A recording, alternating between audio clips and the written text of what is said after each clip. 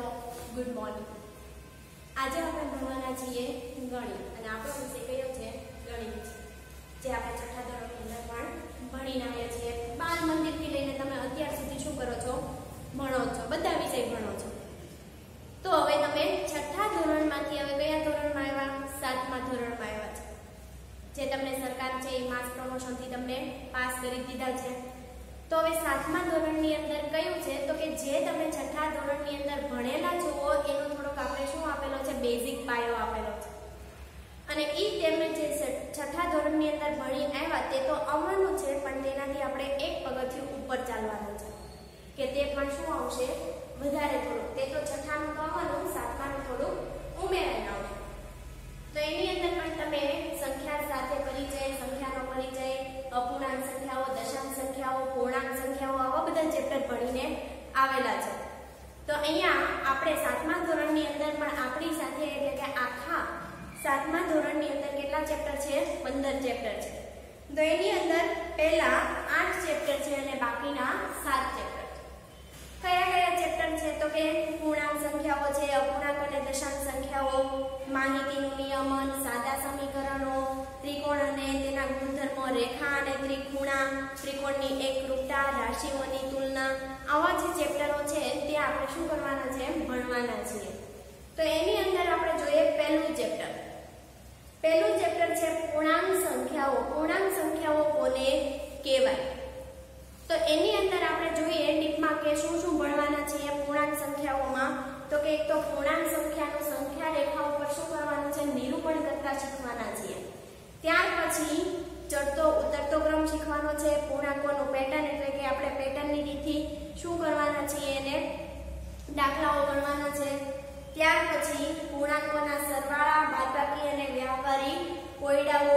ત્યાર પછી પૂર્ણાંકોના સરવાળા અને ગુણાકાર વિશેના ગુણધર્મો, પૂર્ણાંકોના ગુણાકાર અને ભાગાકાર અને તેના વ્યવહારિક કોયડાઓ. એટલું આપણે શું કરવાના છીએ? જાણવાના છીએ. તો હવે આપણે જોઈએ થોડી થિયરી જોઈ લઈએ કે એની અંદર પૂર્ણાંક સંખ્યાઓ કોને કહેવાય. તો ધોરણ 6 ની અંદર તમે ભણી આવ્યા છો કે 0 થી 1 2 3 4 જે પણ સંખ્યાઓ છે એ પૂર્ણ સંખ્યાઓ છે. તો એની અંદર પ્રાકૃતિક સંખ્યાઓનો પણ સમાવેશ થાય છે. તો કે પ્રાકૃતિક સંખ્યાઓ કોને કહેવાય? તો કે 1 2 3 4 આવી જે કઈ સંખ્યાઓ આપેલી છે 1 2 3 4 આ જે પણ સંખ્યાઓ છે એ કેવી સંખ્યાઓ છે? તો ગણતરીની સંખ્યાઓ છે.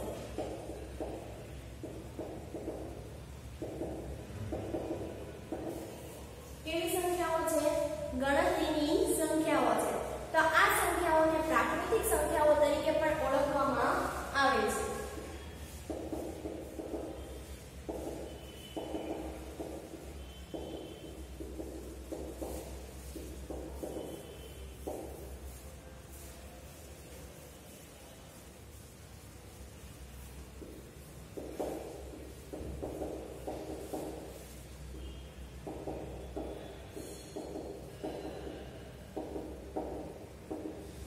પ્રાકૃતિક સંખ્યાઓ વડે પણ ઓળખવામાં આવે છે. અને પ્રાકૃતિક સંખ્યા કેવી છે? તો કે અસંખ્ય છે. પ્રાકૃતિક સંખ્યા કેવી છે? અસંખ્ય છે. ત્યાર પછી પ્રાકૃતિક સંખ્યાની અંદર કોઈ પણ મોટી સંખ્યા મળતી નથી. કેમ? તો કે પ્રાકૃતિક સંખ્યા અસંખ્ય છે, એમાં મોટી અંક મળે નહીં. અને સૌથી તમને નાનો અંક કહેવામાં આવે પ્રથમ અને નાનો અંક તો એ કોણ છે? 1 છે. ત્યાર પછી 1 ની આગળ તમે 0 લગાડો એટલે કેવી સંખ્યા બની જાય? પૂર્ણ સંખ્યા બની જાય. તો કે 0 1 2 3 4 આ જે પણ સંખ્યા છે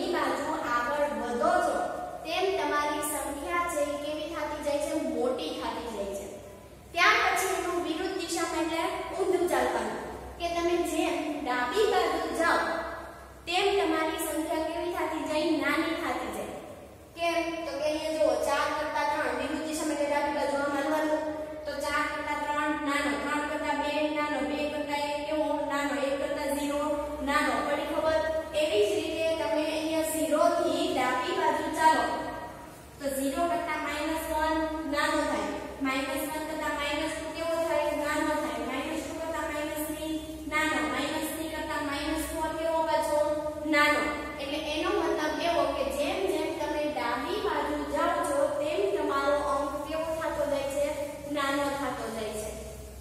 તો અહીંયા બે મુદ્દા એવા આવ્યા કે જેમ તમે 0 ની જમણી બાજુ જાઓ તેમ તમારી સંખ્યા મોટી થતી જાય છે અને 0 થી તમે ડાબી બાજુ જાઓ એટલે તેમ તમારી સંખ્યા કેવી થતી જાય?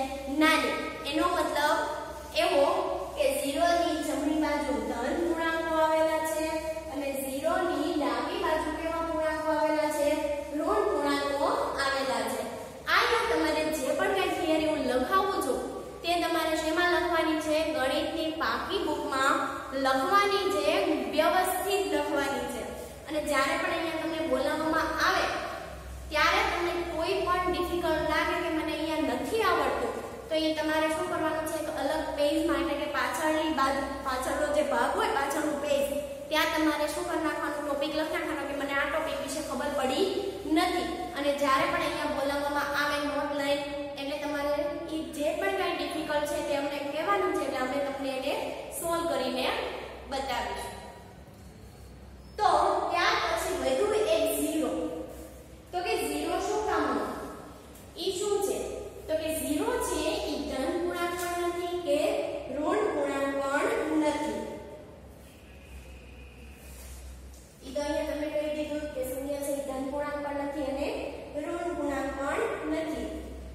અને અહીંયા બધા જ ધન પૂર્ણાંકો છે ઈ 0 અને ઋણ પૂર્ણાંક કરતા કેવા છે? મોટા છે. બધા જ ધન પૂર્ણાંક એ ઋણ પૂર્ણાંક અને 0 કરતા કેવા છે? મોટા છે. પડી સમજ? ત્યાર પછી 0 છે એ બધા જ ઋણ પૂર્ણાંકો કરતા કેવો છે? મોટો છે. ઋણ પૂર્ણાંકો કીધા છે ધનમાં નહીં. ધનમાં કરવા જાવ તો નાનો આવે, ઋણ પૂર્ણાંક કરતા કેવો થાય? મોટો થાય. એટલા માટે 0 એ બધા જ ઋણ પૂર્ણાંક કરતા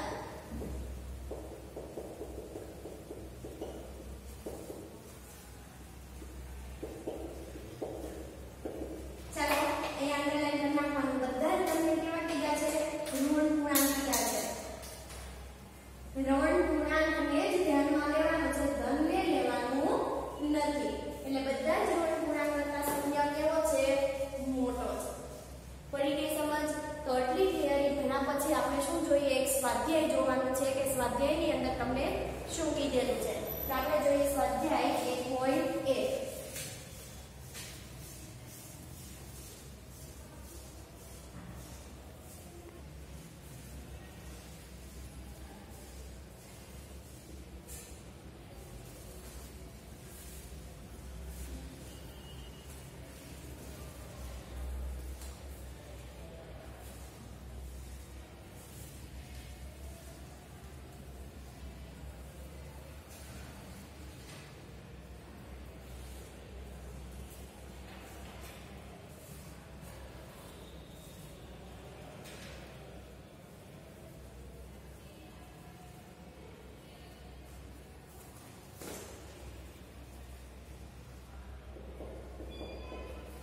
ચલો સ્વાધ્યાય 1.1 જોઈએ. તો સ્વાધ્યાય 1.1 ની અંદર કીધું કે આપેલ સંખ્યા રેખા પર કોઈ એક દિવસના જુદા જુદા સ્થળોના તાપમાન ડિગ્રી એટલે કે અંશ સેલ્સિયસમાં દર્શાવવામાં આવે છે.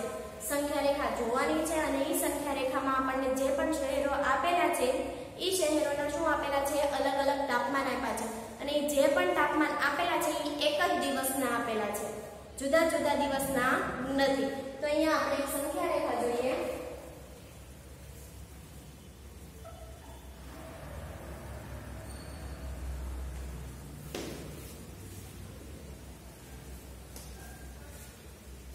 ચલો સંખ્યા રેખાની અંદર તમને આપેલું છે પહેલા અહીંયાથી -10. ત્યાર પછી તમને 4 લીટા આપેલા છે એટલે કે વિભાગ બતાવે છે કેટલા થાય છે તે. અને ત્યાર પછી આપેલા છે 5. તો એનો મતલબ એવો કે 5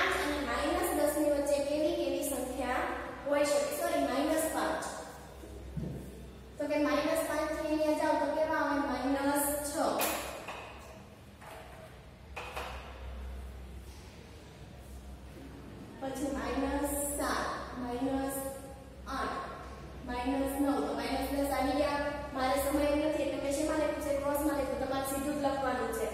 પછી તમને પાછા 5 વિભાગ આપેલા છે અને ત્યાં બતાવેલો છે 0. ચાલો તો -5 અને 0 ની વચ્ચે કેટલા આવશે? તો કે અહીંયા આગળ જાવ તો -4, -3, -2, -1 અને શું આવી ગયો? 0 આવી ગયો. ત્યાર પછી તમને બતાવેલા છે 5.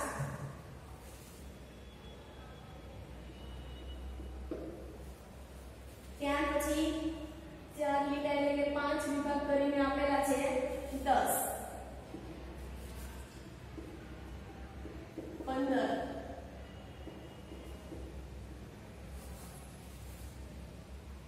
20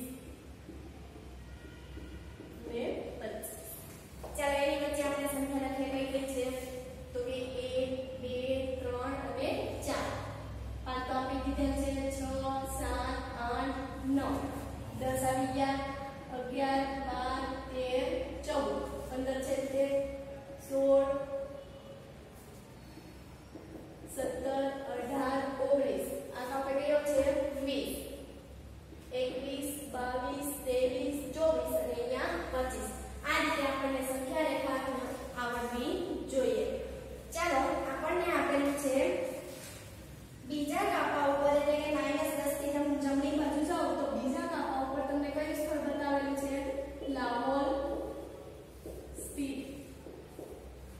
ત્યાર પછી તમે 5માં -5 થી જમણી બાજુ જાઓ તો કે ત્રીજા કાપા ઉપર તમને બતાવેલું છે શ્રીનગર. ત્યાર પછી 5માં શિમલા. 15 થી આગળ એક લીટો છે એમાં બતાવેલું છે ઉટી. અને 20 ની જમણી બાજુ બે લીટા પછી તમને બતાવેલું છે બેંગ્લોર. પડી ગઈ સમજ? અહીંયા હું રકમ લખી નથી કેમ કે જો રકમ લખીશ તો અહીંયા દાખલા કરવાની જગ્યા રહેશે નહીં. એટલે જ્યારે પણ ગણિતનો લેક્ચર ચાલતો હોય ત્યારે તમારે ચોપડી છે એ તમારી પાસે જ લઈને બેસવાનું રહેશે અને દાખલો અહીંયા સમજાવાઈ જાય. ત્યાર પછી તમારે નોટબુકમાં શું કરવાનું છે? લખવાનો છે. સાથે સાથે લખતા જવાનું નથી. જો સાથે લખતા જશો તો તમને કાંઈ સમજ પડશે નહીં. એટલા માટે જ્યારે પણ દાખલો ગણતા હોય ત્યારે પહેલા સાંભળી લેવાનો, એને સમજવાનો અને પછી તમારે શું કરવાનો છે? નોટમાં લખવાનો છે. એટલે જ્યારે પણ લેક્ચર ચાલતો હોય ગણિતનો ત્યારે ચોપડી સાથે લઈને બેસવાનું છે. જો અહીંયા રકમ મોટી હોય અને હું રકમ બોર્ડ પર લખું તો દાખલો સમાશે નહીં. એટલા માટે હું રકમ લખતી નથી. હા, જેની લખવા જેવી હશે, નાની હશે એની હું લખીશ. તો પહેલી રકમ એવી છે કે આ સંખ્યા રેખાને જુઓ અને તેના પર દર્શાવેલ સ્થળોના તાપમાન લખો. શું કીધું છે? સંખ્યા રેખાને જુઓ, એના ઉપર જે સ્થળ બતાવેલા છે તે સ્થળ અને તેના શું લખવાના છે? તાપમાન લખવાના છે. તો ચાલો પહેલેથી શરૂઆત કરીએ. લાહોર સ્પીડ.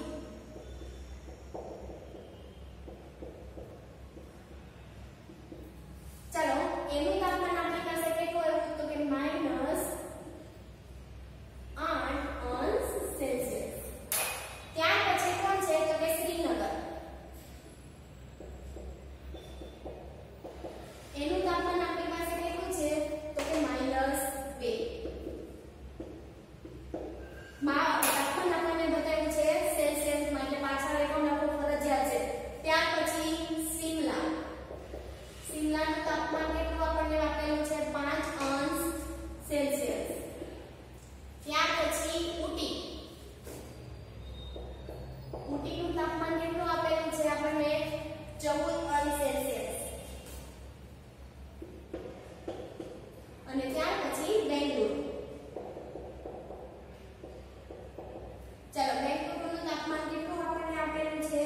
તો કે 22°C. પડી ગઈ સમજ? આ તમારો પહેલો પ્રશ્ન અહીંયા પૂરો થયો. ત્યાર પછી કી. બીજો પ્રશ્ન શું કીધો છે આમાં? તો કે ઉપર આપેલ સ્થળોના તાપમાનમાં સૌથી ગરમ અને સૌથી ઠંડા સ્થળોના તાપમાનમાં શું તફાવત છે? તફાવત માંગ્યો કોનો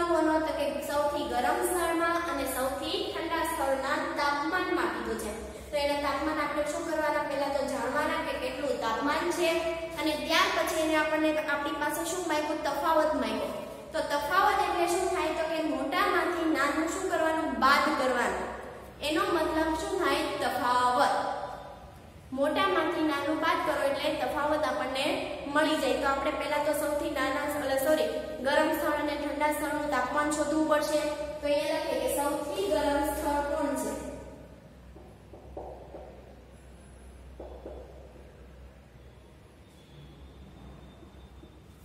સૌથી ગરમ સ્થળનું તાપમાન. ચાલો સૌથી ગરમ સ્થળ કોણ છે આપણી પાસે, ગરમ એટલે કે જેનું પણ તાપમાન મોટું, જેનું તાપમાન મોટું એટલે સંખ્યા રેખા ઉપર આવવાનું કે જે અંક મોટો હોય તે તાપમાન કેવું હોય, મોટું હોય. અને જ્યારે પણ તમે ડાબી બાજુ ચાલો માઈનસ એટલે કે ઋણ પૂર્ણાંકમાં ડાબી બાજુ જાઓ તેમ તમારો પૂર્ણાંક નાનો થતો જાય એટલે એનું તાપમાન કેવું આવતું જાય, ઓછું થતું જાય. -1 તો -2 તો 1 કરતા -2 એટલે કે -1 કરતા -2 કેવા છે, નાના છે. -2 કરતા -3 કેવા તો કે નાના. અંક ભલે મોટો રહ્યો પણ ઈ સંખ્યા કેવી બની જાય, નાની બની જાય. કેમ તો કે એની આગળ કયો પૂર્ણાંક આવ્યો, ઋણ પૂર્ણાંક એટલે કે માઈનસ ની નિશાની આવી એટલા માટે.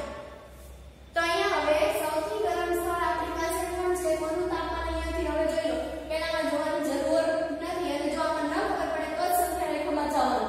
કોણ છે સૌથી, બેંગ્લોર છે 22. તો તાપમાન વાળો સ્થળ કોણ તો કે બેંગ્લોર.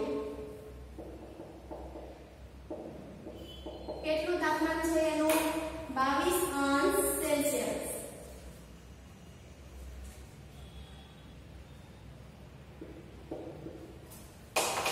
ચાલો ત્યાર પછી આપણે સૌથી ઠંડુ સ્થળનું તાપમાન કીધું. સૌથી ઠંડા સ્થળનું તાપમાન. ઠંડુ સ્થળ કોણ છે તો કે જેનું તાપમાન ઓછું, કોણ છે, -8 વાળું લાહોલ સ્પીટ.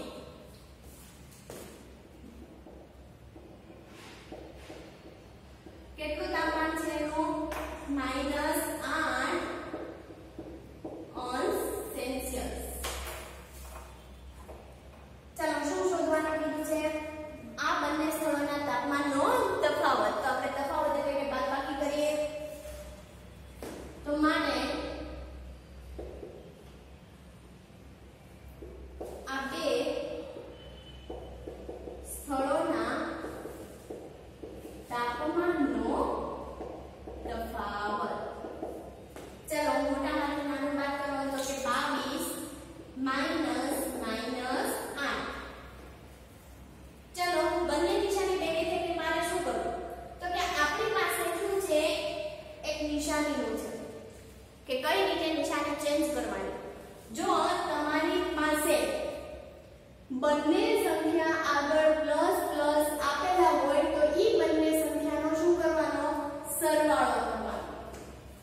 સાંભળજો સરખી રીતે, બંને સંખ્યા આગળ પ્લસની નિશાની હોય તો તે બંને સંખ્યાનો શું કરવાનો, સરવાળો કરવાનો.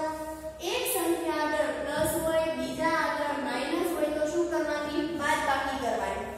બંને સંખ્યા આગળ માઈનસ ની નિશાની હોય તો શું કરવાનો, સરવાળો કરવાનો. એક સંખ્યા આગળ માઈનસ હોય, બીજી સંખ્યા આગળ પ્લસ હોય તો શું કરવાની, બાદબાકી કરવાની. તો અહીંયા જો આપણી પાસે બંને ભેગા થઈ ગયા, માઈનસ તો માઈનસ શું, પ્લસ એટલે આ બંનેનો શું કરવાનો, સરવાળો. તો કે માઈનસ શું થાય, પ્લસ થાય છે. ચલો 22 ને +8 એટલે કેટલા થાય, 30°C. પડી ખબર. તો આ બંને તાપમાનનો તફાવત આપણને કેટલો મળ્યો, 30°C. ત્યાર પછી ત્રીજો દાખલો કીધો છે.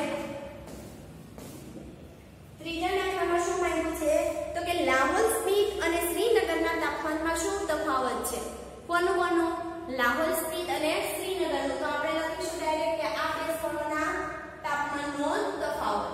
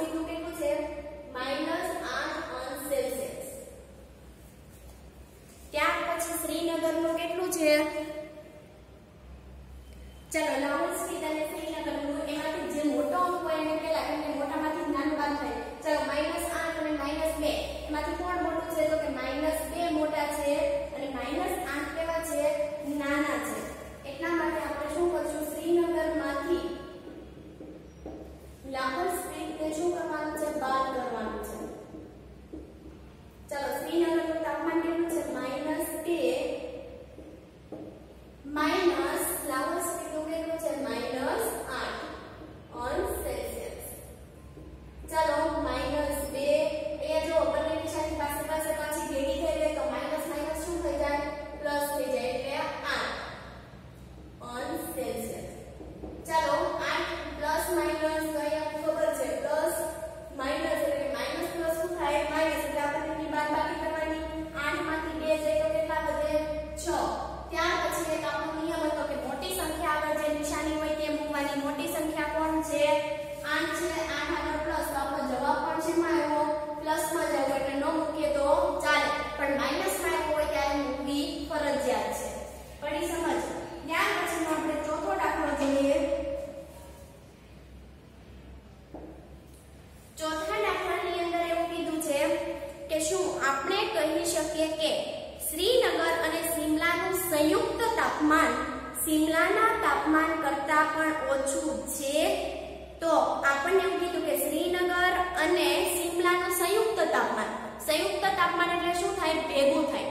તો ભેગું કરવા માટે આપણે શું કરવો પડે? બંનેનો સરવાળો કરવો પડે. તો ચાલો સરવાળો કરીએ પછી આપણને ખબર પડે. તો અહીંયા શ્રીનગર અને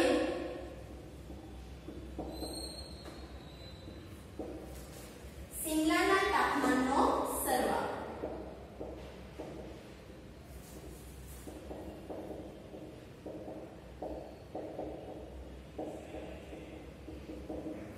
ચાલો સરવાળો કરીએ. શ્રીનગરનું તાપમાન કેટલું છે? તો કે -2 પ્લસ સિમલાનું તાપમાન કેટલું છે? 5 ઓન સેલ્સિયસ. ચાલો માઈનસ પ્લસ માઈનસ બાદબાકી કરવાની. 5 માંથી 2 જાય તો 3. મોટા કોણ છે? 5 એટલે આગળ પ્લસ તો જવાબ પણ શેમાં આવે? આપણો પ્લસ માં આવે. ચાલો હવે આપણને એવું કીધું કે આ જે પણ સંયુક્ત તાપમાન આવ્યું એ સિમલાના તાપમાન કરતાં પણ ઓછું. તો સિમલાનું તાપમાન કેટલું છે? 5 સેલ્સિયસ. તો અહીંયા લખીએ આ બાજુ કે સિમલાનું તાપમાન અને આ બાજુ રાખીએ સંયુક્ત તાપમાન. ચાલો સિમલાનું તાપમાન આપણી પાસે કેટલું છે? 5 અંશ સેલ્સિયસ. અને સંયુક્ત તાપમાન કેટલું આવ્યું? 3 અંશ. તો જો સિમલાના તાપમાન એટલે કે સિમલાનું વધારે આવ્યું તો એને શું કીધું? ઓછું. તો સંયુક્ત તાપમાન કરતાં તો સિમલાનું તાપમાન વધારે ને, તો એને એવો પૂછો કે સિમલાનું તાપમાન કરતાં સંયુક્ત તાપમાન ઓછું છે? તો જવાબ આપણે આવ્યો હા. તો શું લખવાનું? કે હા શ્રીનગર અને સિમલાના તાપમાનનો સરવાળો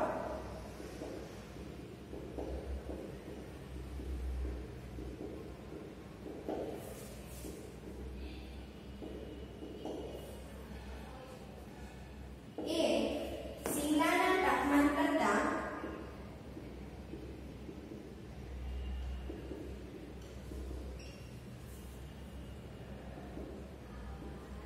કેવો છે? ઓછો છે. ત્યાર પછી એને એવું પૂછ્યું કે શું કે શ્રીનગરના તાપમાન કરતાં પણ ઓછું છે? તો હવે શ્રીનગર જો કે શ્રીનગરના તાપમાન કરતાં પણ ઓછું આવ્યું તો કે શ્રીનગરનું તાપમાન અને સંયુક્ત તાપમાનને આપણે સરખાવીએ.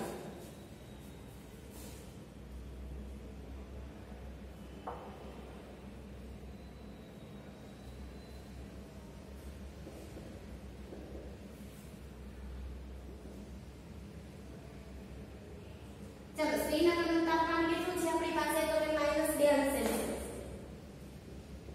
અને સંયુક્ત તાપમાન 3 અંશ. તો જો સંયુક્ત તાપમાન વધી ગયું કે નહીં? તો એને એવું પૂછ્યું કે શ્રીનગરના તાપમાન કરતાં પણ આપણને કેવું? ઓછું.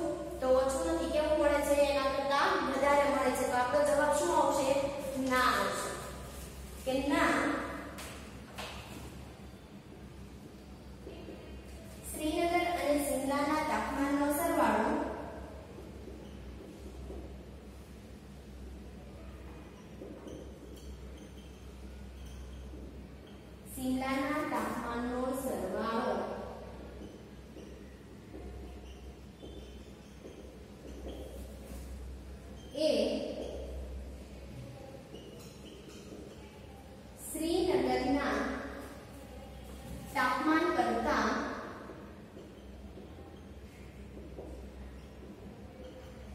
ઓછો નથી. પડી સમજ? તો અહીંયા જે પણ આજના લેક્ચરમાં થિયરી અને જે પણ સ્વાધ્યાય 1.1 દાખલો ચાલ્યો તે તમારે બુકમાં લખવાનો છે.